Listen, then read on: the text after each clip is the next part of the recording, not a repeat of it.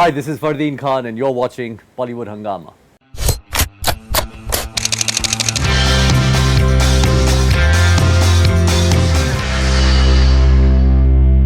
It's wonderful to have Fardeen Khan with us today. He's celebrating his birthday. There are a lot of things that we need to talk about, and it's about time. Happy birthday, first of all. Thank you, man. And how does it feel? Birthday is always special, Right. even though I've never really been one to celebrate birthdays in a big way. I normally celebrate my birthdays with very close friends and family. And I can't remember the last time I had a big birthday party or anything. I think it's a great day to check in with yourself, to assess your year, to see where you are. You're hopefully a year wiser, less stupid, Right. and just take in everything life has to offer. That's I kind of enjoy birthdays from that point of view. All right. How were your birthdays when you were a kid?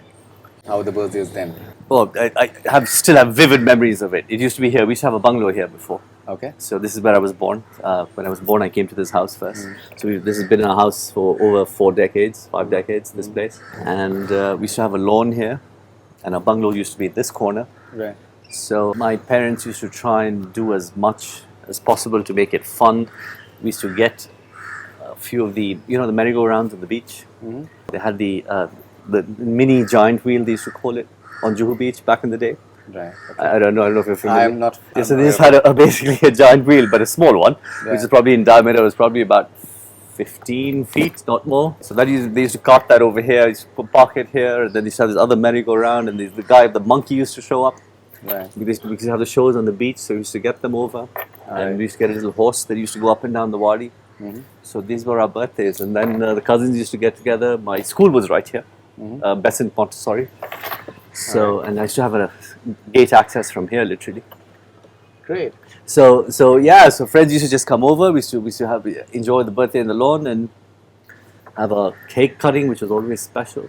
All right. And how does it feel to celebrate your birthday with your kids now? That's special. That is truly, truly special. Right. To see children go out of their way to express their love for you and make you feel good, and you get these little cards which they draw, and they draw these little family pictures, and Daddy, you are the best, and little pictures of the family, and Mommy, Daddy, me, and I have a son and daughter, and we're just 4. So it melts my heart. What are the age of? My daughter is 8, and my son's 4. All right. So it's a very special age, still innocent, still pure, and I don't want them to grow up. No, I'm sure. They're gonna learn the bad ways of the world and the good ways, but so you hold on to that and you try and enjoy those times with your children when they're still innocent and pure to that degree, and it's very, very profound experience. Right. Okay. And you were there for them when they were born, and during the early years, which is, I think, always very special for children.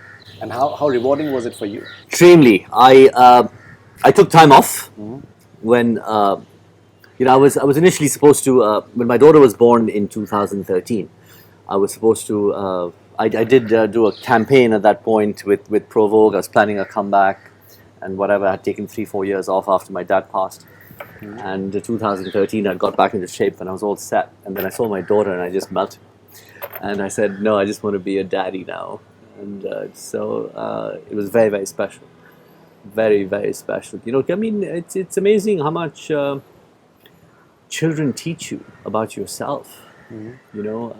Because when you're trying to teach someone the basics of how to be a human being, you've got to check in with yourself on very deep, profound levels, and it's through them that you learn, and it reminds you of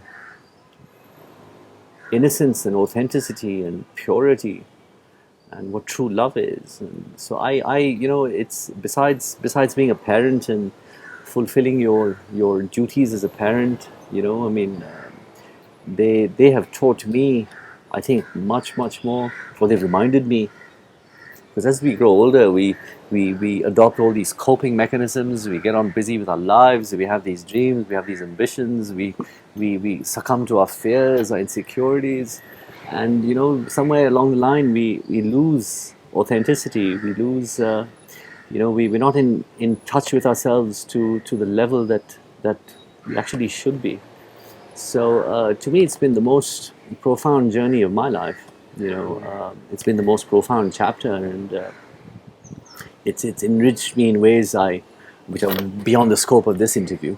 It'll take me hours to sit and talk about it. But the amount of things I have learned from being a parent and interacting with them, observing my children and watching them grow and watching them learn, and just the love they have to give you is so beautiful. I can't even describe it. My son and daughter, it's very, very profound. So Right. it's been a magical experience. No, I'm sure it must have been. So, I've been reading. I think you've done very few interviews. I was reading one of your interviews, and even I've been talking to you for some time now before this interview started. So you've been in this happy space, but people felt that somehow you've given up films and you just gone into some sort of something like that. No, So that perception you're saying was wrong because you were personally in a happy space. Not wrong, not wrong. Well, after my father passed, I needed some time off.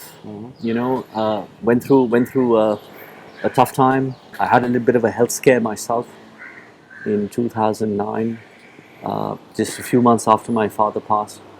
So and then we were very keen to have a family, Natasha and me, and we had challenges having children, so we had to go down the IVF route. And we had a bad experience with doctors here in Mumbai, and Natasha really suffered because IVF is not easy, and it's very, very hard on the body, on your health, because essentially it's regulating hormones and just getting it right, So in 2011 we made a shift to London. We found a really, really nice doctor there, Dr. Tharanisi, and he's widely considered to be one of the best in this field. Mohammed Tharanisi, Egyptian doctor, wonderful man. So and God bless him actually. So we moved to London in 2011, and we had our challenges having children. We kind of with Natasha, as one of her initial pregnancies, we had twins, and she lost them at 6 months. Oh. So that was very, very hard for us. It was a tough time, and she did a live birth, and we lost the babies. It was very, very tough. So and then we eventually had my daughter, and she gave us a lot of joy. So when she was born, when you go through an experience like that, and you see your child, you really you cherish life a lot more. You see it very deeply, so you appreciate it so much more. And when my daughter was born, she just melted me. So then it was just being daddy, and like I said, when I saw her, and then we were also at a certain age. We decided to have children a little late. So we were also at a certain age where we said we wanted to have 2 children, so to complete our family. So we were both in our 40s. Well, she was in her 30s. I was in my early 40s, and then we tried to have a son or another child. But I was keen to have a son. I was hoping it was going to be a son, but I would have been happy with anything because I had my daughter, and I was just. I thought, because me and my sister, we were a girl and a boy, so I said a girl and boy match is just perfect. So I was hoping to have a son as my second child, and it just turned out perfectly well. So that took another couple of years, and of course, IVF treatment isn't easy. I was doing this shuffling, living between 2 countries essentially since 2011. So I was pretty displaced in terms of geographically. I had half my mind and heart was there. Natasha needed her support. I was a new father, so I was not. My mind wasn't here. It was more there. So, and I did, like I said earlier, I did want to get back when my daughter was born in 2013. I did a campaign for Provoke, I think, at that time, but then I just said no, forget it. I'm just going to be with my children. So then when my son was born, it was also very, very special. You know, your second child, your boy, it's different. But so we're very, very blessed with our two children. You know, they've turned out well. It's been an amazing experience. You know, parenting. You know, I never I mean nothing can prepare you for. I mean, if you're a fully committed, hands-on parent, you know, it's a very, very profound experience. And living in London, you know, it forces you to parent differently compared to, let's say, here. Here you have, you know, a lot of assistance, Right. you know, and you know, if you're around your family and you have everyone in your family there, and you know, parents and you know their grandkids, I mean their grandparents are there and your parents are there, or whatever, you know, uncles, aunts, whatever. But in the UK it was just you know, pretty much Natasha and me. So the bond you develop with your children is very, very different, because and of course we don't have the luxuries that you have here, that you have there. So you know, you're hands on a very different level. So it's been an amazing journey. All right. How do you look back at Janashi now? What sort of bond did you have with Firoz Saab? It was, Extremely loving guy in terms of he was extremely expressive in terms of expressing his love. yeah, completely. With my father, I mean, there were no filters as such, you know. So when he loved you, you were showered with love. If he's pissed off with you, you were showered with anger. So with my father, he was one of those guys, but he was very, very authentic. One of the most authentic people I have met. So what he felt, he would make sure you knew how he felt about things, and you know, if he was wrong, and you know, he'd say, "Oh, yes, okay, fine, I was wrong," and move on. But yes, of course, he had a bit of a temper. Uh, People were wary of that. I think it's a well-known fact in the industry. But he kind of cooled off as quickly as he exploded. But unique man. You know, I mean, I'm not saying it as a son, but just having observed him as a person. So yeah, one of the most you know, one of a kind in many aspects. You know, just the way he conducted himself, the way he lived his life, the way he interacted with people, his values, his you know, his life approach. You know, it was not apologetic. Right. And great sense of music and style. Yes, that was something which I think was just innate in him. You know, apparently when he was 13 and 14, he used to walk down the lane in Cookstown in Bangalore dressed as a cowboy. So that was his childhood dream and ambition, to make a Western film and be a part of, you know, cinema in some way or shape or form. So obviously he had no idea how he was going to do it, but he just had a dream and he just had a vision, and he had this, he had I would say, a very clear idea of the way he saw himself, and you know, his personality, and you know, I mean, yes, it was authentic. I mean, but as well, it was larger than life, and he was naturally like that. It was larger than life even in the house.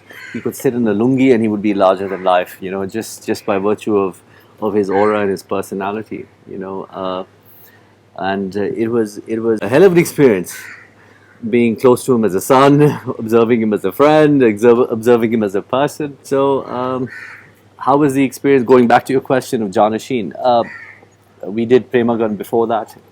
That was my debut, which he produced and directed, and then of course we did Janashin many years later. So, for me, of course, having done quite a few films in between, so it was. I mean, our working relationship was obviously more mature. You know, I could, you know, how should I say, offer him more as an actor. You know, having worked with, I don't know how many films I'd done by that point, but I'd done, I think, at least 10, 15 movies, so I was not as raw and horrible as I was in Premagan. So, and for me, the daunting bit was to act opposite him. You know, so that was gave me sleepless nights. You know, for one is he's got a very powerful presence, and you know, he's got that very strong aura on screen. You know, his screen personality is very, very powerful. Right. You know, why I mentioned Janashin was because I still remember the way it was promoted was something else, like full page ads, in say newspapers, and the opening was huge. Yes. The film started with a We released with a with- really big bang. Yes, we released with Kal Ho Na Ho, I think. Yeah, so I think that was And, something and which we was had a pretty much equal opening.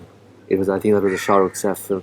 yeah. So it was Yes. the way it started, Yes. and because I think it was his vision in terms of promotions and everything, which really just caught the eye of almost everyone. Amongst all his films, which one do you think is your favorite? The films he's acted in. acted or Oh, you directed, mean his Yeah. the ones he's produced and directed or acted in? Acted, produced, directed, whichever. Dharmatma and Kurbani, Of course. two films which I liked him in Aadmi Aur Insaan, liked him in Safar. In my conversations with him, he never felt he was any script or director captured where he wanted to project himself on screen, and that was one of the reasons he decided to. He was always very keen on getting behind the camera, but that was one of the reasons he decided to produce and direct.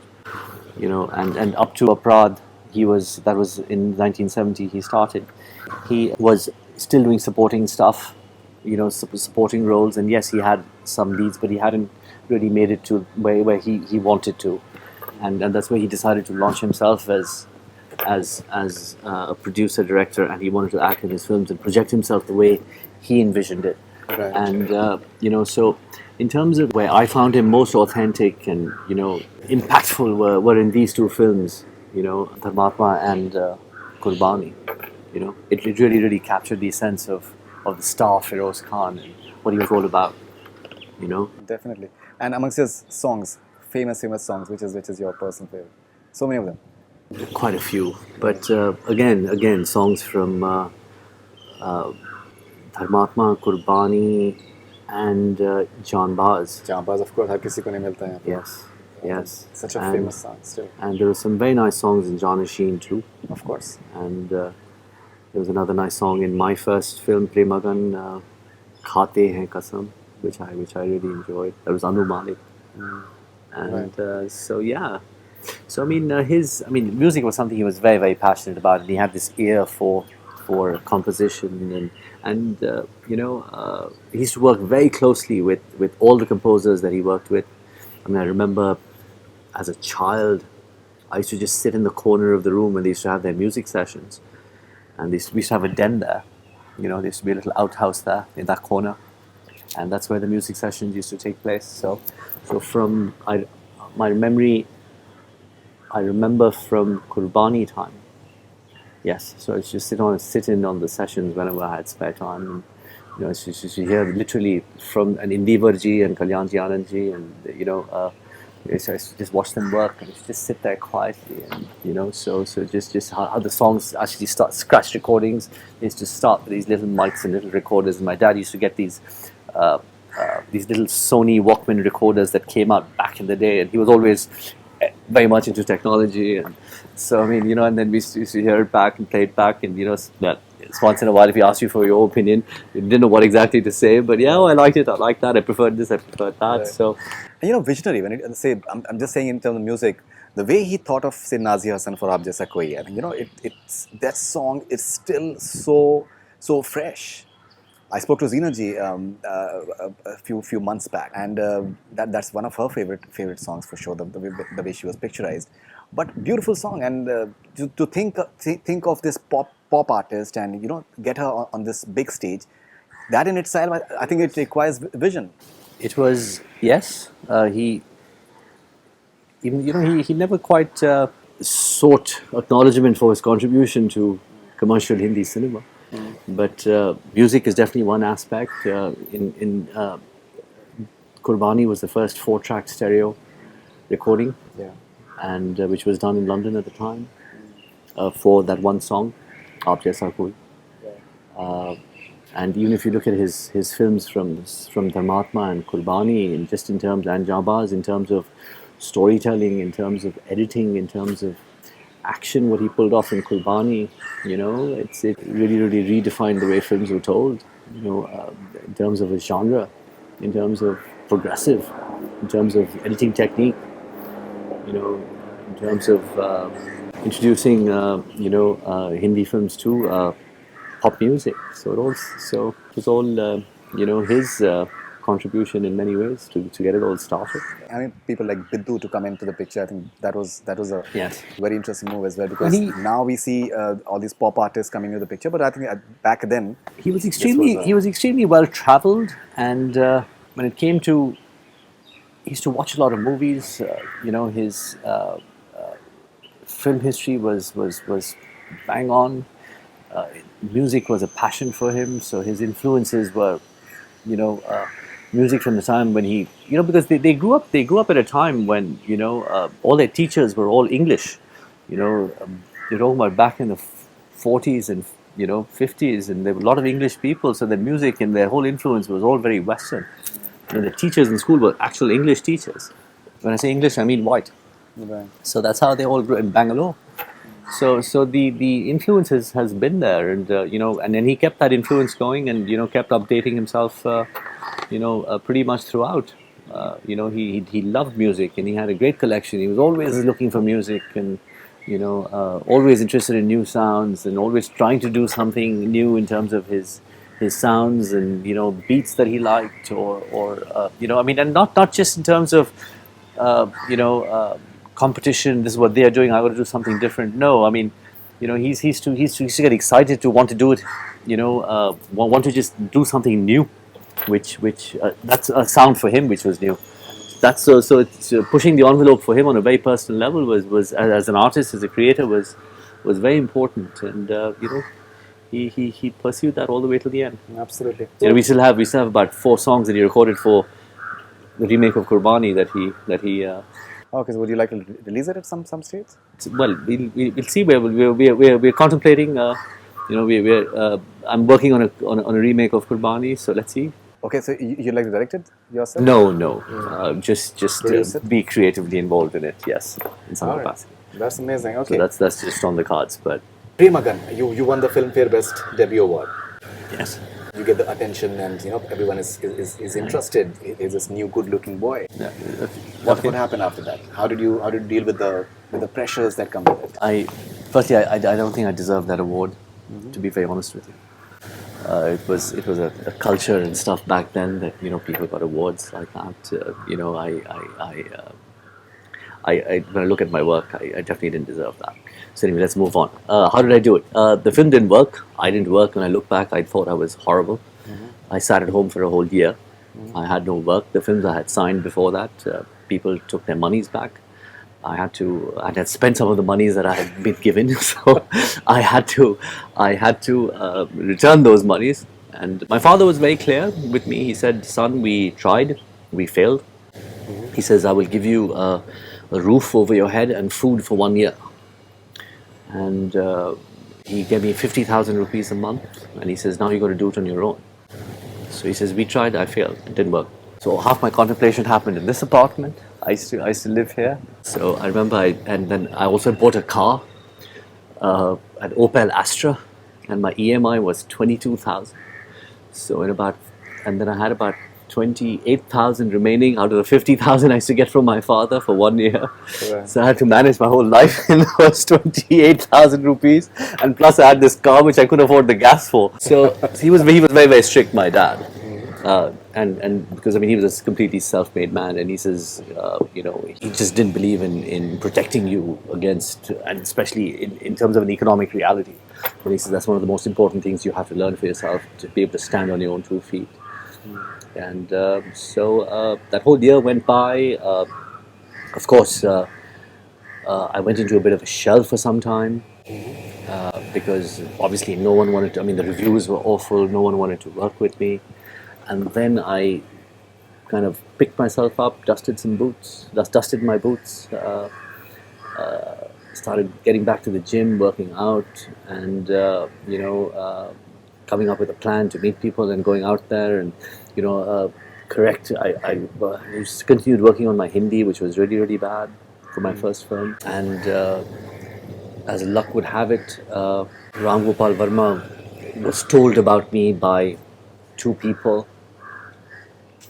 And I get a random call at about 10:30 at night. Literally a random call. From Ram Gopal Verma. From a friend of mine, a close friend of Ramu's. And so Ramu was with that friend at that point in time, at that night.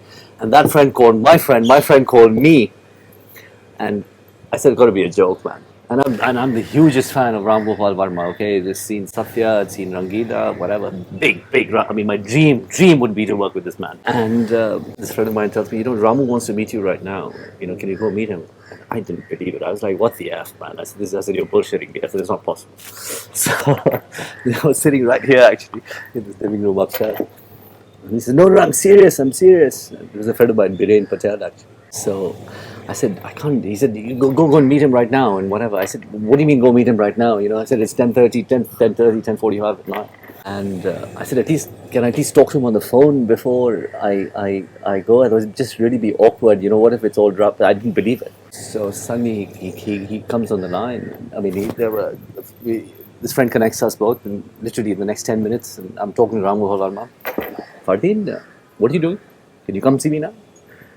I said, yes, sure. I recognize his voice. And then I go over to Warsaw. This is how he talks. I go over to his place. And he was at a friend's house in Warsaw. And we sat. He was with some friends. We just sat, whatever.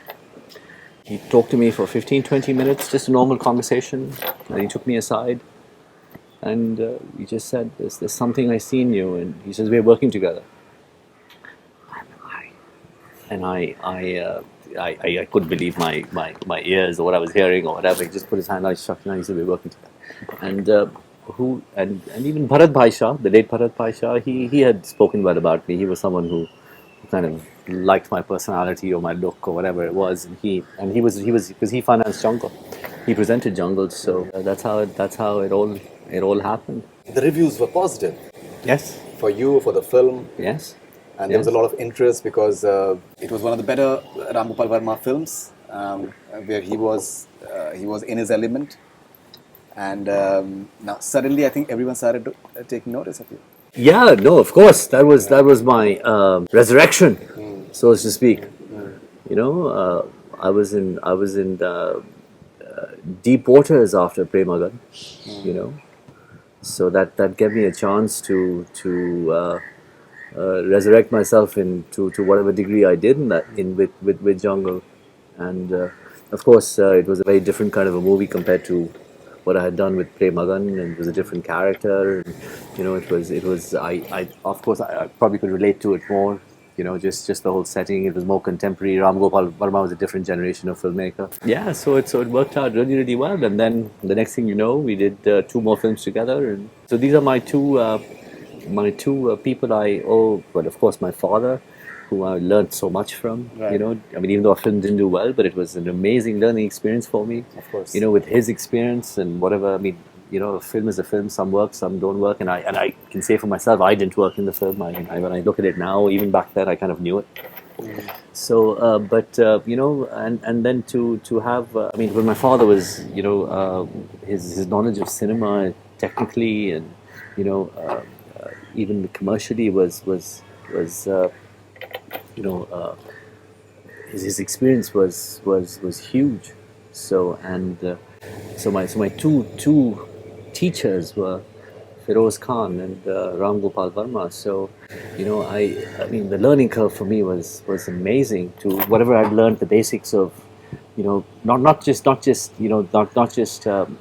it was an all-round learning experience for me with my father, with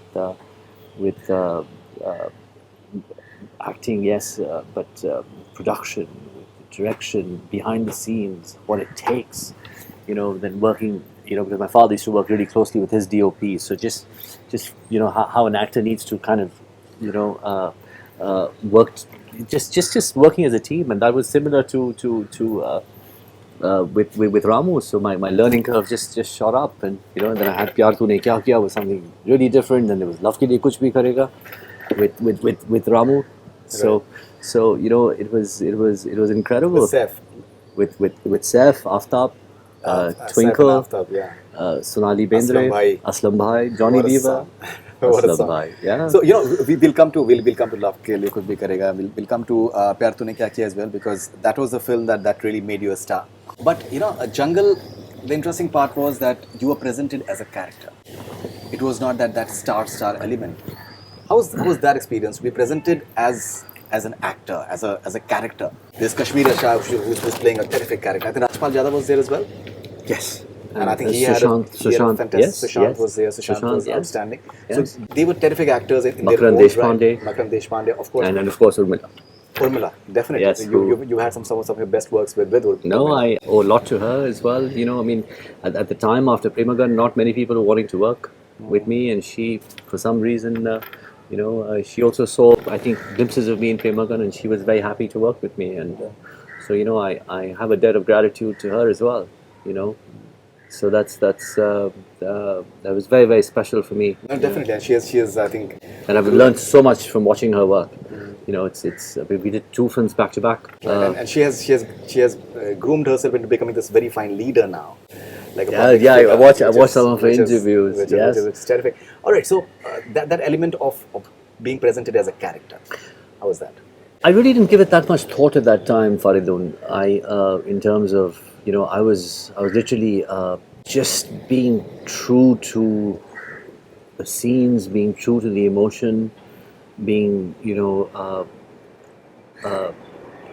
literally I was in the hands of this director whom I admired a lot, and Ramu is an extremely collaborative director, and he really he meets his actors and his whole team, not just actors but the rest of his technical team halfway, and he's very open to suggestions. I mean, for me, he used to sometimes tell me, what do you think? And I was like, you're asking me? Because I came from a very different school. My first film with my dad was, yes, this is your scene, this is what you do. You don't go beyond a certain point. But this was a very different experience for me. It was very collaborative. So I felt really, really a part of the creative process, on every level. And Ramu had this working style and culture of, I call him RGV. I gave him the name RGV, by the way. Okay. I was the first one to call him RGV. I didn't like Ramu. I said, can I call you RGV? And Now his Twitter handle is RGV Zooming. Yeah. So I called him RGV and he just called me FK. So that's how it all started. So anyway. Interesting. Yeah, so he was extremely collaborative, and that was a huge learning experience for me. To really tap into try to rewrite my lines, or try to rewrite a scene, or say, I had the freedom to tell Ramu, I don't think this is working, and I had to really think 10 times before doing it, whether it was the right thing to do or not, because it's Ram Gopal Verma, the Ram Gopal Verma who did Satya, who did Ravina. I mean, wow, yeah. I mean, if there was any one person I wanted to work with, it was him, and I was working with him. So, and then he was so open to everyone's suggestions, and he used to sit down, discuss it, and then rework the scene, and he had this, and he's got this amazing. I mean, there were only 2 directors, to be honest, but now, of course, since I have, but there was my dad and Ramu, and in terms of they had the ability to really improvise the shooting of a scene right on the spot. They knew their camera, and they knew their camera techniques so well, and they were both editors, so they both knew how to. I mean, they were so strong in editing. They could literally change a scene all around. If there was a new location that needed to be done, it could just be done in a second. I mean, there's only 2 guys I've worked with in my entire career so far who just not bothered about. They were not afraid of. They were not restricted by what the camera could do. I mean, the camera was like their best friend, like a little pen in their hand, and they just write with it. So it was amazing to work with them. So if as an actor you wanted to do something different, and Ramu was very receptive and open to that, and he would just change it here and there. Yeah, fine, do it, fine, good. We just change his camera, put it there, cut it here, take another shot, and done. So it was an amazing learning experience for me. In terms of, specifically in terms of the character, like I said, it was a contemporary character. It didn't really require me to, create something very specific. It was more young, contemporary, college-going kid, learning about life, living life, and stupidly in love. So I could relate to it in so many ways, and just living in the moment. So you just had to. I mean, at that it was very suited to my age. So I just had to draw from life in general. But yes, the effort was to be as authentic as possible. All right, so I still remember when I was new to Bombay, and Pyar Ke Tune Kya Hai released, and that was the first time that you were mobbed. The song became huge. I still remember. I think it was like a 1 crore song or something like that. It was huge for at that point of time. Pyar Tune Kya Kiya? Yeah, the title track. You mean the Music video? the budget of it was No, 1 crore? just the song, the music video, the budget was around 1 crore. No, that was the song from Khushi. But I think even for that particular title song, there were lots of reports that it was very lavishly mounted, and maybe the I think the media reports about the budget were something they can be all over the place. It wasn't a crore. Let me just say that. All right, but so the song was mounted lavishly. It became huge, and even your performance in terms of histrionics was appreciated. Urmila's performance was appreciated as well. How was that experience of getting that sort of recognition and that feeling, that element of being a star? Nothing really prepares you for something like that. When you're born to a family who's already in the business, you're probably better prepared for it, because you experience it through, in my case, I experienced it through my father's life and popularity and fame. But when it comes down to yourself, you wonder, what is it that... Okay, I'll go back. On some levels, you're really happy because it's testament to you've done something right. Your work is being acknowledged, people like you. If they didn't like you, they would not celebrate you or want to be around you or want to see your work. On one level, it's amazing because you feel you've done something right in terms of your popularity, your fame. It's a testament of what you've done having worked. That's the success of a film. What you've tried to create, the emotional entertaining experience you've tried to sell, because that's basically what a film's utility is, has worked. So that's very, very exciting. On a personal level, you wonder what the hell is it that they like about me per se, because they all feel like they know you. It's a very tricky equation between a famous person and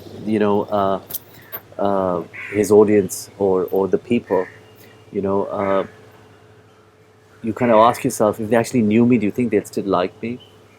And the answer obviously is maybe, maybe not. So it's, and of course that was my first time where I was exposed to a high degree of celebrity on a personal level.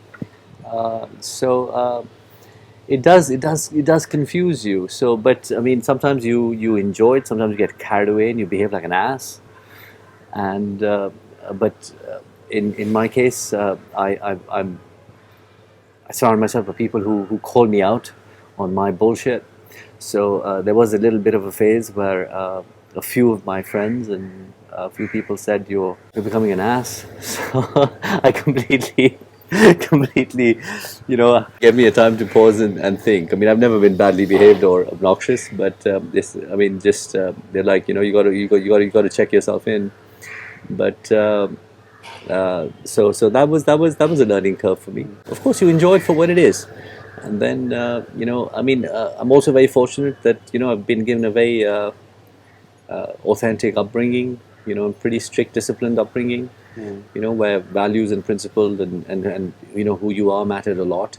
It's not about what you do and not about fame, but it's about how you conduct yourself, and it's the principles, values, and morality and ethics. They're things that actually really matter. So that grounding has been very strongly instilled in me and my sister. So even though I'm sure there have been a couple of instances where I did get carried away with. I was enjoying it. I shouldn't even say get carried away. It's not that I was behaving obnoxiously, but I was enjoying it. And you just tend to let your guard down here and there. So it was fun. It was a hell of a ride. Few of your films which may not have done that well, but in a way they've been talked about. In a way they've become cult now. When one looks back at them in terms of their recall value and the way they are shared, say on cable TV. I'm talking about Fida. I'm talking about Love Ke Liye Kuch Bhi Karega. I'm talking about Dev, for example. Yes.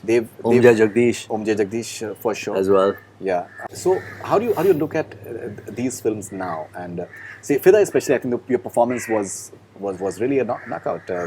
Ken Ghosh's film. Yes. No, that's definitely up there with in terms of when I meet people, that's always in the top 5 names that what do you call top 5 names of movies that people recall of mine. Fida is one of them. So they love my work in it. How does it feel? Was that your question? Yeah. It feels good that they still remember it after all these years. Right. You know, that's, I mean, what more can you ask for as an actor, as someone who's trying to project a character, being part of a story? You know, I mean, there's so many factors that are beyond your control in this business. You know, I mean, ultimately you realize that what you can do is, I mean, whether the film is going to work or not work, I mean, that's not in your hands. You know, our effort is, of course, to make this emotional experience for people where they get entertained, and hopefully in some cases, you know, they take more than that back with them when they go home. You know, they find some relevance to it on a personal level or in their life. But other than that, you know, as just purely from an actor's point of view, you know, if your film is recalled after many years and it's still in people's consciousness, and you know, it's still relevant to them in some levels, or the fact that they just remember it is a huge compliment, because that's all you have within your control as an actor, to be honest. Of course. You know, what you create and what you do between action and cut. And you know, I was fortunate to have worked with you know, I worked with some really accomplished filmmakers, you know, who've I mean, whether our films have done well or not, but you know, I've tried to do something different with a lot of my movies. You know, some differences have been subtle. I've tried to work across all genres, and I've been fortunate to have worked with some really good filmmakers who taught me so much. Definitely. You know, and so I mean, all of these films which have had a recall value, you know, have all been films where I've learned a lot, and you know, the directors have always pushed me beyond my perceived capacity at the time, and Right. and of course, you know, I mean, so much has changed now. Of course, when you look back at the time, you know, we all worked within a certain mold. You know, we didn't have that much. I mean, especially if you're, you know, in the lead or the protagonist or whatever it is, you know, you were restricted to a certain mold. You know, uh, there was you had to do the romantic part, and you had to do a bit of action here, and you had to do a bit of comedy, and so it was, all films were specifically made to entertain across the audience spectrum, you know. So then they have something for kids, and they have something for teenagers, and they have something for 30-year-olds. Because I mean, our primary film audience is between the ages of 13 and 35. I mean, that's the main chunk of your audience. So you were trying to cast as wide a net, but now that's all. The creative rules have completely been redefined. No, no, absolutely. Okay, and so you've had some multi-starers that have worked, and that too with say comedy. I'm talking about Hey Baby and All the Best, and Hey Baby especially. I think it became huge. I was the first person signed for Hey Baby. Right. Sajid. That Sajid has said repeatedly. Yes, so Sajid and me shook hands before anyone was on board, actually. He says, we're working together. I said, yes, we're working together. Yeah, no, it was a great experience. Great experience. Sorry, I cut you off. What was your question? Basically, the question is, the comedy has worked for you in terms of box office. Yes. And you, I think, also said somewhere that it's a very difficult genre. Oh, certainly it is. But yes, I found my biggest successes in comedy. Yes. You know, unexpectedly, and I mean, especially when I've done funny scenes, I never. I mean, you know, it's funny. Sometimes we actors we see ourselves in a certain way, but sometimes it's exactly the opposite that works for you. You know, so I never imagined finding success in comedy. You know, so it was a hell of a surprise to me, and what was equally surprising was I enjoyed it so much. I really enjoyed it. Really letting go in you know, on every level, because that's what you have to do. You know, you got to shed all sense of self-awareness, and you just literally got to be very true to the moment, and you got to be very focused, because timing is pretty much everything in comedy, and you really got to be in sync with your actors, and of course the writing. If the writing is good, the whole process is much easier in creating a laugh.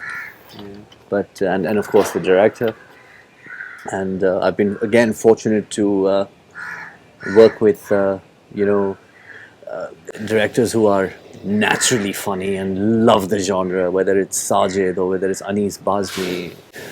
or even the few scenes I did, like I mentioned in Khushi, with Surya.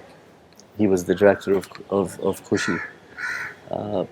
He's also got this funny bone, and Rohit Shetty, of course, is he's also got this very funny, entertaining side to him, and he can find humor in pretty much any situation, even if you have a normal conversation with Rohit.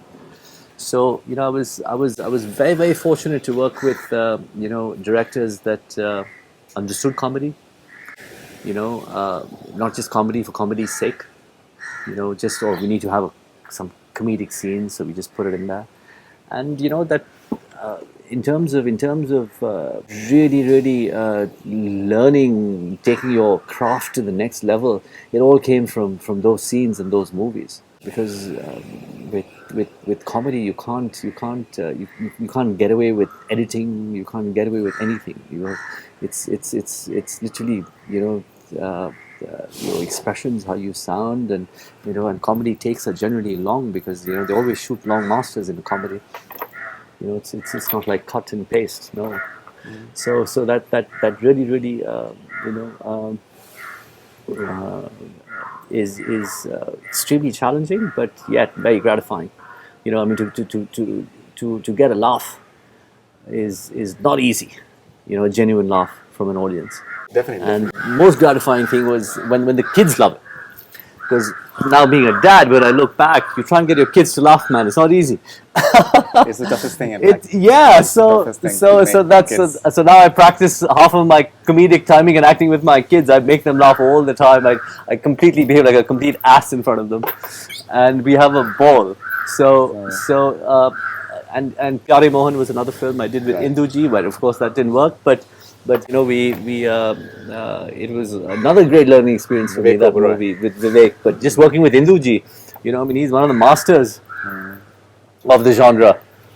And consistently throughout the years. Yeah, he does. He does. You saying that your friends called you out and kept you grounded, but so you also enjoyed this adulation in terms of your good looks.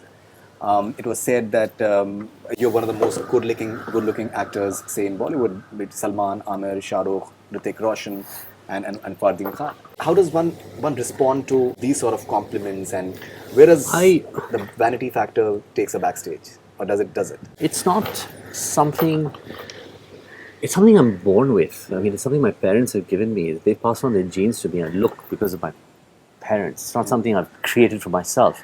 Yes, if I carried myself off in a certain way, if I presented myself well, sure, I'd acknowledge a compliment. Or you're looking good. You've dressed well, or you conduct yourself well. Sure, it's you feel good about being acknowledged about that. But otherwise, just to base your vanity on your looks, I think it's pretty pointless. And besides, I think it makes you very self-conscious, and it's not something that I think is healthy for me on a personal level or even professional. I for one I barely ever had, even until today, spent too much time in front of a monitor looking at my scenes, what I do, or in a mirror before a shot. And if I have to, yes, I do. If I'm unsure about certain things, but otherwise, no. I mean, it is what it is, and you don't get self-conscious. But yes, and I think the fact that I've let myself go, it's even towards the last few films of mine where I put on weight and I let myself go, and is a testament to me not dwelling too much on people thinking me being good looking or whatever. Right, right. No, I so- really don't spend too much time thinking No, about it. you But definitely have not. That is something that has generally been the opinion. You've been this down to earth person, which I think has been a hallmark. So now you have worked really hard and you're looking the way you are. I think you've lost around 22 kgs. I'll come to your other films shortly, but there was a phase in mid between 2010 to 2020. So when in a way you were body shamed, you wrote a Facebook post as well, and you were taken aback. So for someone who is appreciated for terrific good looks, and not regular good looks, like really good looks, and then you're being body shamed. That must have been, I think, a bit of a downer. Oh, it was tough, man. It was tough. It was, I shouldn't say it was a knockout punch. It was definitely a hell of a punch to the jaw. You know, it's not just being, I guess being mocked and being made fun of. You know, being trolled. I mean, first of all, the whole phenomenon of trolling was kind of relatively new to me, or was new, I think, to India in general at that time. Of course, it was more trolling was something more that took place. I mean, we were always a few years behind the internet when it came to things like that. So trolling was something new that was happening then. Yes, it was tough. It was tough. And I've never been someone who's been made fun of. Yes, when I've made an ass of myself on a set while dancing and screwed up dance moves, yes, I felt stupid. But other than that, no. So it was a hell of an experience. But when I looked at my, I mean, it's not that I was living in denial. I had put on a lot of weight, and yes, I did realize that yes. It was more people's what do you call surprise and in some cases shock to see me the way I was. So I was quite shocked when I saw those pictures myself. So I mean, either you can learn from an experience, make it work for you, or you can let it destroy you. I'm not one of those who's going to sit and wallow in self pity and hurt and pain that I've been trolled and made fun of. Yeah, fine. I just took it. I took it on the chin and moved on. Fine. I think people were justified in. Well, I don't agree with trolling, of course. It's a very serious aspect of social media where it has an effect on especially teenagers and especially teenage women. And it's some very, very serious consequences of shaming, and it can lead to suicide and mental health issues. So it's a very serious issue. But,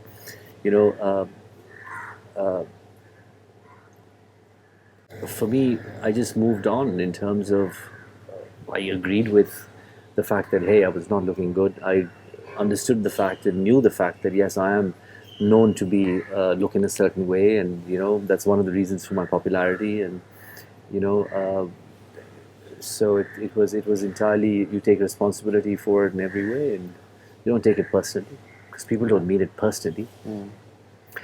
Social media is it's I think it reveals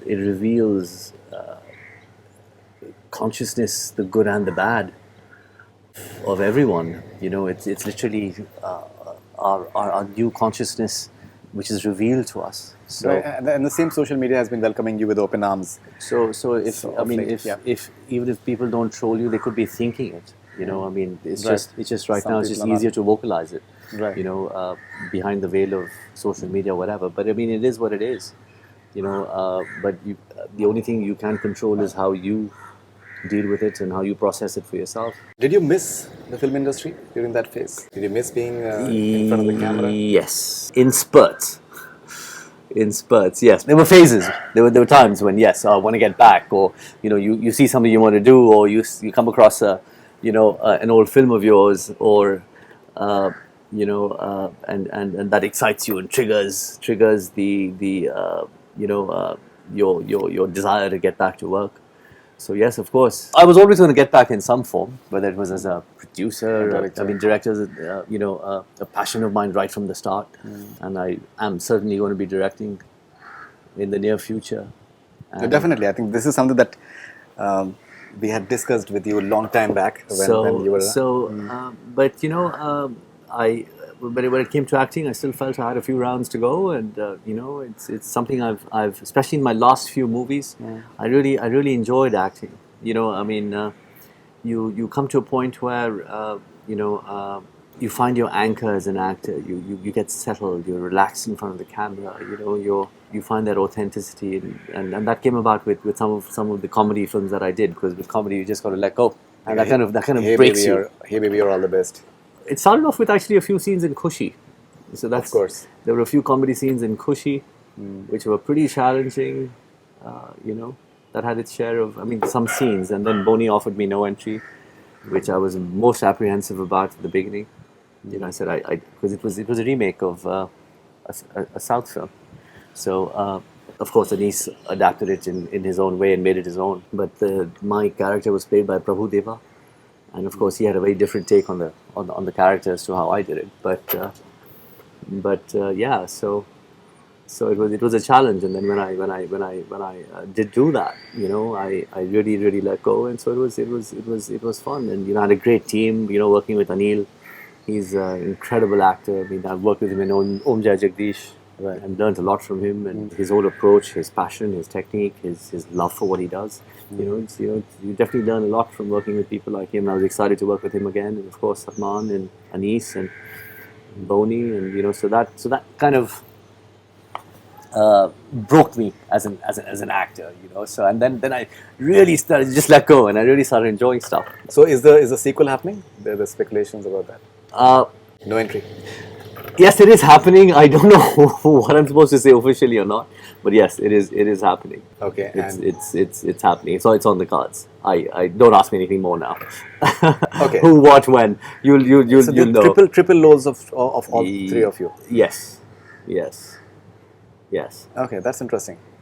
Yes. I'm sure that you must have had a great time working with Salman. I think he really was enjoying himself in that film. Oh, he was incredible in that movie. Salman and me were literally getting to know each other well on a professional basis, even though Salman and me know each other from a long time ago, from the RG, good old RG days. Right. So What is RG? Oh, RG's used to be a nightclub in Of course. I'm not a Bombay person, so from that era, I've been in so 2000. Salman and me go back before Salman was a superstar Salman, and of course, we've known each other. Our families have known each other. So. But we've never really spent time and hung out and and got to know each other as people. Yes, we've met and we've known all of each other and met, but it was during No Entry where we kind of bonded and got to know each other well, and and then we've kept in touch ever since. And I would say we have a very healthy friendship now, and I respect him a lot. And have you interacted with him of late?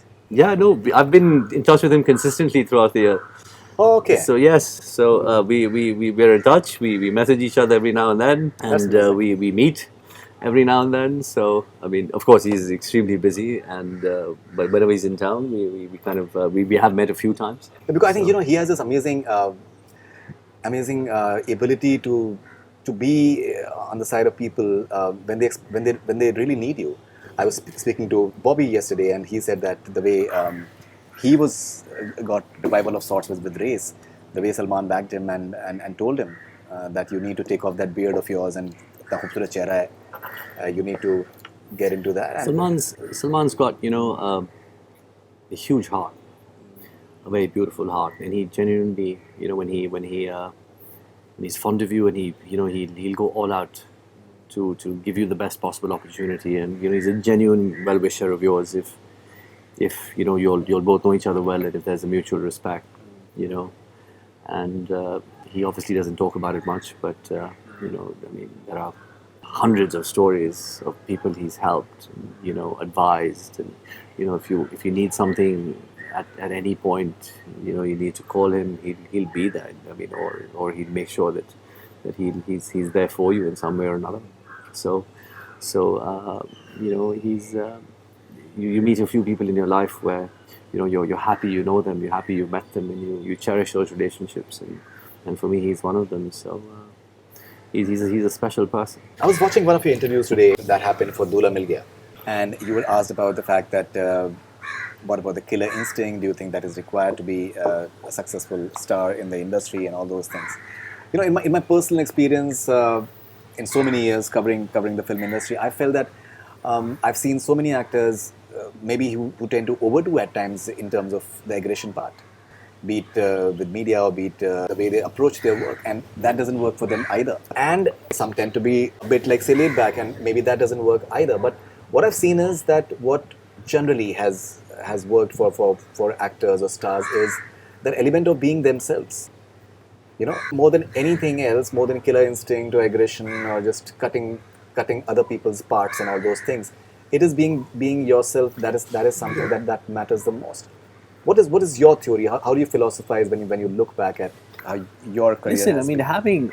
I don't take away anything from anyone in terms of ambition or, having huge ambitions, or I don't think that's the question. The question is, like what you just said, authenticity. And you said being yourself, I call it authenticity. It's the same thing. So, in the long term, that's the only thing that works. I mean, authenticity.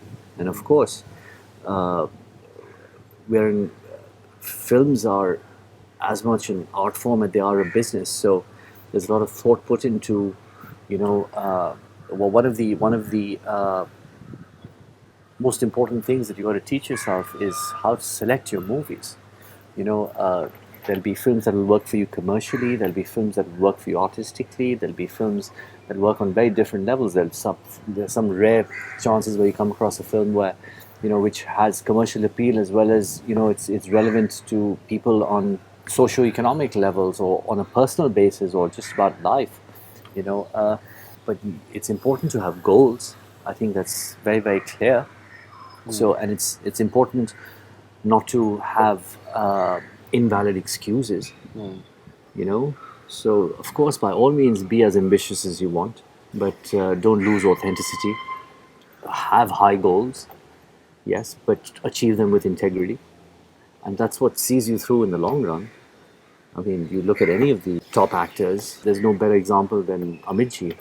I mean, he's been consistent. I mean, that's one of his biggest strengths.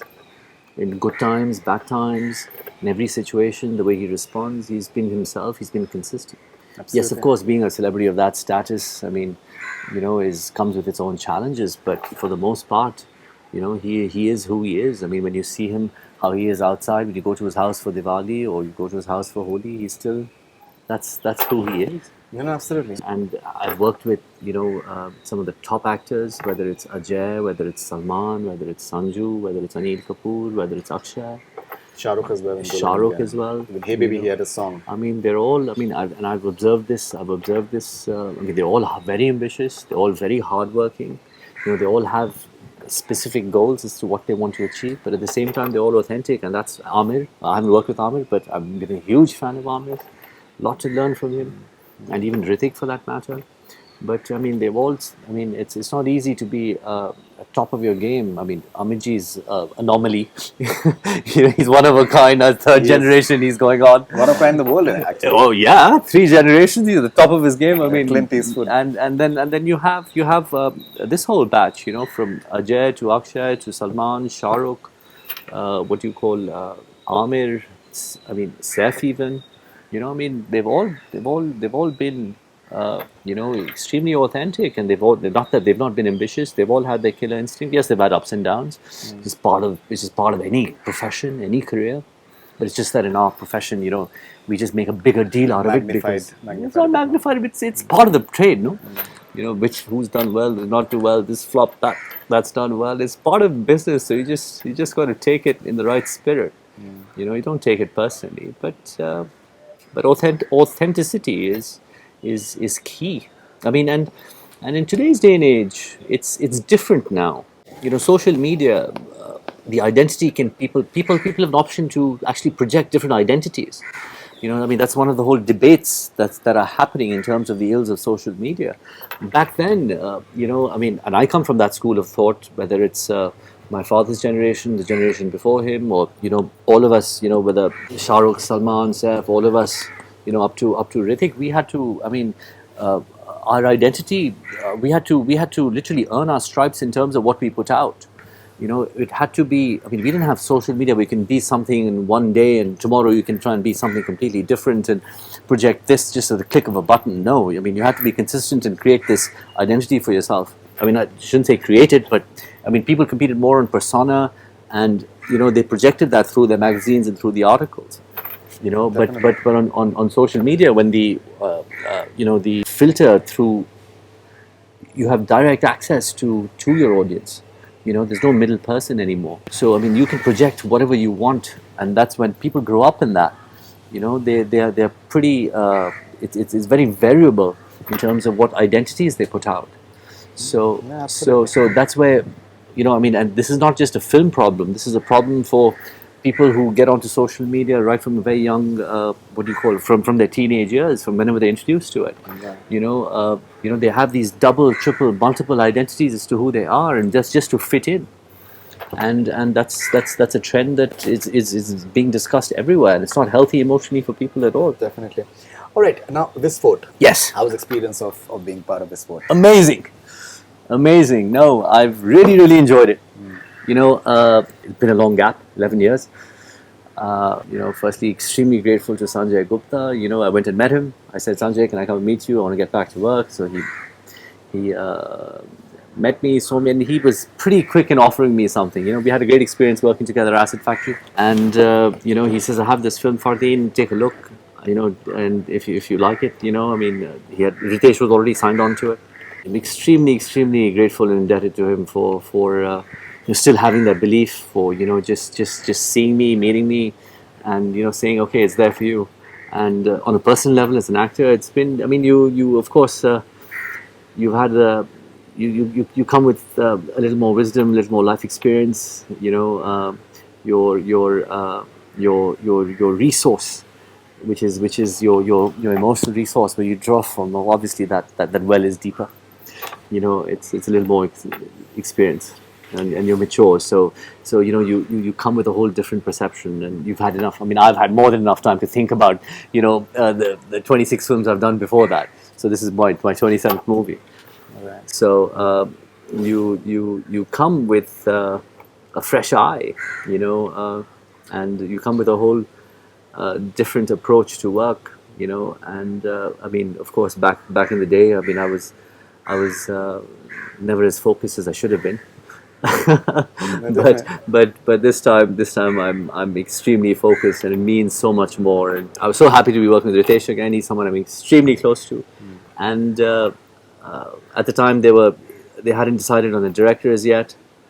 And then Cookie came along, and I was very excited to be working with Cookie Gulhati, because we go back to he shot one of our ads for Provoke way back in the day.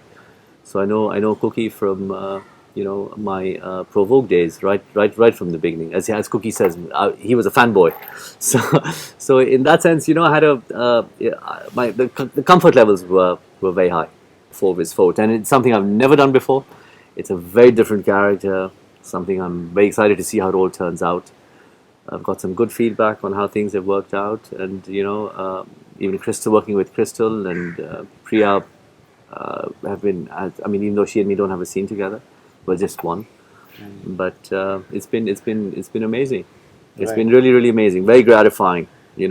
Fortunate. I'm really happy that this was my first film. Right. And what about OTT? Can we see you doing, say, web shows? Absolutely. I've been reading some.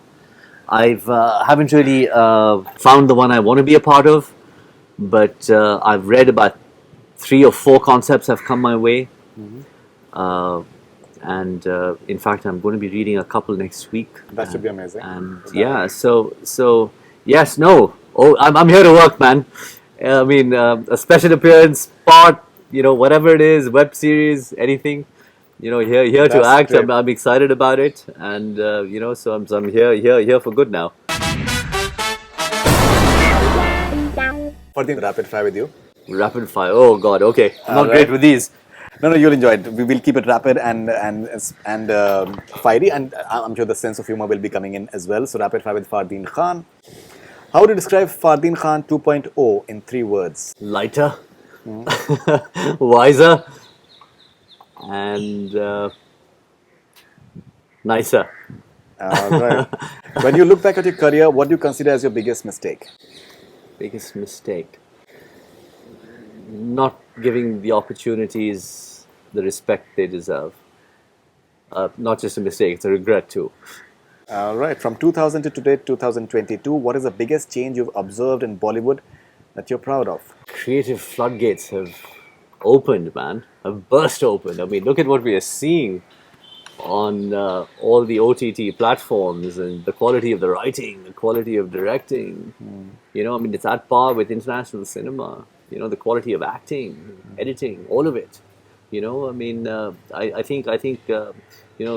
we're finding our authentic voice. Not just in. I mean, and it's no longer just commercial cinema and pan India hits and trying to satisfy North Indian market and overseas market and doing none of that. No, we're just making a film true to itself with integrity. That's amazing. A moment in your career you wish you could erase from your memory. Moment in my career I wish everyone's been a learning experience, man. No, none. Okay. What, according to you, was the biggest myth about you amidst media? Biggest myth about me in the media? Wow, haven't really thought of that one. I don't know if I have one. Biggest myth about me in the media? I really can't say. I'll have to make something up and just. No, that's okay. Okay. Which film of yours you think deserves a sequel? Hey Baby, for sure. It's got potential for a sequel. Well, No Entry, for sure. It's happening sometime this year, hopefully. These are the two that stick out for now. All right. A fake news about you that really pissed you off. Twice it was said that I had died in an accident. So it pissed me off because I said if my mother saw it, I think she'd have a heart attack herself, or my wife knew about it, or somebody else read about it. And so I got irritated about the irresponsibility of that aspect of it. So yeah, because I think it was way back in the day. It was Rampal who first messaged me. Are you all? I mean, he called to see whether I was dead or alive. I don't know. So that was what it was back then. Yeah. That must have been scary. Yeah. A message to people who are excited for your comeback. Looking forward to coming back. Looking forward to coming back and meeting you all, whether it's on a TV screen or a cinema screen. I can't wait. I can't wait to see, what do you think of Fardeen 2.0, as you said. Over the years, what is something that has not changed about these following co-stars of yours? Akshay Kumar, Super hits he keeps giving. Ajay Devgan, Same. Shah Rukh Khan. The same again. Shah Rukh, what has changed about Shah Rukh? I think he's trying out different cinema now. I think if I'm right. I mean, to be really honest, Something that has not changed. something that hasn't changed. Yeah. Oh, sorry. Oh, his enthusiasm and positivity about life, man. I mean, I gotta hand it to him. I just saw an interview he did with podcasters, or I forget the team. AIB. Yes. Yeah. And I mean, that's been consistent of The witty element with Shah Rukh throughout. His wit, yes. Salman Khan. His coolness, his fearlessness, his integrity, it still remains the same. Kareena. What hasn't changed? She's still on top, man. I mean, one asks her for her secret. I mean, from the time she started till now, she's still the top of her game. I mean, wow, hats off to her. And she's looking as gorgeous as ever. All right, so complete the following sentences. Please, if you want to survive in this industry, you need Passion, hard work, integrity. the most heartbreaking moment in my Bollywood career was when? In my Bollywood career, it's probably when Kushi didn't do well. Lavishly mounted film. It was a nice movie. It turned out really well. We really had so much fun making it. We put our heart and souls into it. And that was probably my biggest disappointment. But I mean, it has its reasons. I mean, it went over budget also. Yeah, it did. But it was like a 15 crore film for the time. But of course, the economics those days are very different. But that was a disappointment that it didn't make money. I mean, or it broke even or whatever. We thought it would do better. Are there any films in your career that you regret doing? There are a few which I wish I hadn't done. No regrets. but I wish I hadn't done it, and I don't want to name them because I don't course. think it's right. Would you say you are one of the most underrated actors? I wouldn't say anything about what I am as an actor, what I'm not. I am who I am. Yes, I've done some decent work. I've done some horrible work, and now people will see what I'm Right. going to do. Right, right. And definitely, I think the best is yet to start. I think that is going to be starting now. Hi, this is Fardeen Khan, and you're watching Bollywood Hungama.